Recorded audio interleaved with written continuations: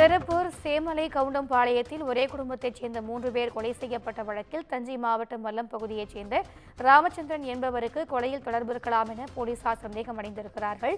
கோவை சிறையில் அடைக்கப்பட்டுள்ள அவரிடம் காவலில் எடுத்து சிபிசிஐடி போலீசார் விசாரணை நடத்தி வருவதாக அண்மை தகவலை நாம் பார்த்துக் கொண்டிருக்கிறோம். கூடுதல் விவரங்களை எமது செய்தியாளர் பாலா வழங்க கேட்கலாம்.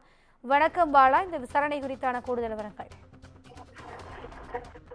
நிச்சயமாக திவ்யா, அதாவது கடந்த நவம்பர் மாதம் சேமலை கவுண்டம்பாளையத்தில் உள்ள சோதத்து வீட்டில் விவசாயி தெய்வத்தி அம்மணி, அவரது மனைவி ஆபேடு மற்றும் அவரது மகன் செந்தில்குமார் ஆகிய 3 பயங்கரமாக தாக்கப்பட்டு கொலை செய்யப்பட்டுள்ளனர்.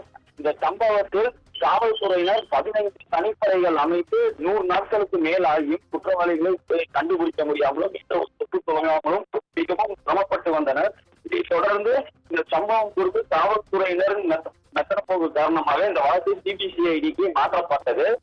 கடந்த 1 மாத காலமாக சிபிசிஐடி மற்றும் விசாரணை மேற்கொள்ளப்பட்டது.